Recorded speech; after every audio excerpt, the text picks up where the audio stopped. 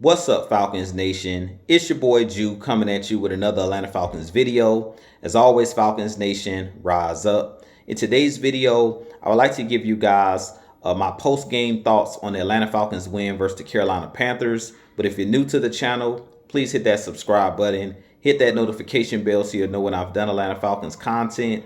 If you'd like to follow your boy on Twitter and Instagram, you can follow me at Jew Talk Sports. If you'd like to donate to my channel, you can donate to my Cash App, which is the $ Jew Talk Sports. And if you'd like to be a part of my Jew Talk Sports membership, you can hit that join tab here on the channel as well. But with that being said, let's jump right into the video.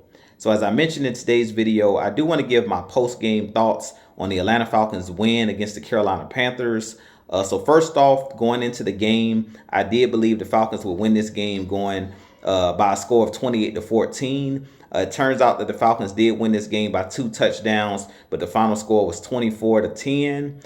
And I want to give my 3 things that stood out to me in this game. So the first thing that stood out to me in this game was the depth of this Atlanta Falcons team. You guys know I've been stating all offseason that one of the biggest strengths of this Atlanta Falcons team was the depth that we added in the trenches and the depth that we added at each position group. And we've seen in this game the defensive line and Ryan Nielsen basically playing 2 separate defensive lines and doing whole line shifts. The first unit was Grady Jarrett, Calais Campbell, Bud Dupree on one end, and then we would sub in a whole nother defensive line where we had guys like Lorenzo Carter, Albert Huggins, Taquan Graham, and Arnold Ebiketie, and we seen that those guys were fresh at the end of the game. Guys like Grady Jarrett, guys like David Onyemata, Calais Campbell, those guys were able to stay fresh because they were not playing high number of snaps. And I really feel like that was one of the biggest reasons, or one of the biggest reasons why we were able to wear down the Panthers defensive line in the second half, is because we had that depth, that we were able to wear down the offensive line as well of the Carolina Panthers because we had that depth on both sides of the trenches. The second thing that stood out to me in this game was we won the turnover battle. I stated that in my 3 keys to victory, that we needed to come away with turnovers in this game. And we seen Jesse Bates come up with 3 big turnovers, which flipped the game in our favor. We came away with 2 interceptions and a forced fumble, which did swing the pendulum in our direction. Anytime it seemed like the game was, going to get out of reach, we had Jesse Bates make a big play. So in this game, we did win the turnover battle. I talked about that also in the offseason, that if this Atlanta Falcons team was going to be a top 10 defense, that we were going to have to get turnovers and, put Desmond Ridder and that offense on short fields and win the field position battle. And in this game, we did that as well. The third thing that stood out to me in this game was Bijan Robinson and Tyler Algier in this running game.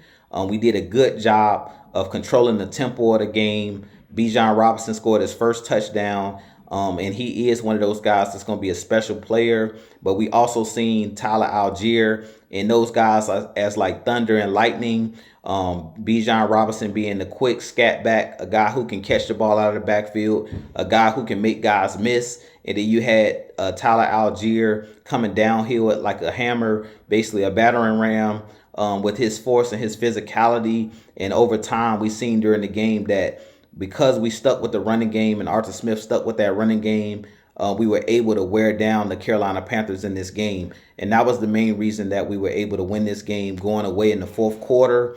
We won that fourth quarter 14-0. And that was pretty much the last thing that stood out to me in this game, was the way that we finished the game. You guys know I've been stating for the last couple seasons, this Falcons team has lost a lot of close games. And I feel like the difference in this particular game was we had a good defensive line and depth on that defensive line at the end of the game, where we were able to sack the quarterback and get off the field on third downs. And then at the end of the game, we was able to run the ball with success to run the clock out. So we did end this game really well, and we did basically have the formula to close out this game. So it was big to see this Falcons team actually close out a game, even though over the last couple seasons we didn't have the depth, we didn't have the players to close a lot of the games out because we were thin on our roster. We've seen Arthur Smith and his coaching staff make good adjustments throughout the game, but towards the end of the game, we've seen why it's important to have a strong defense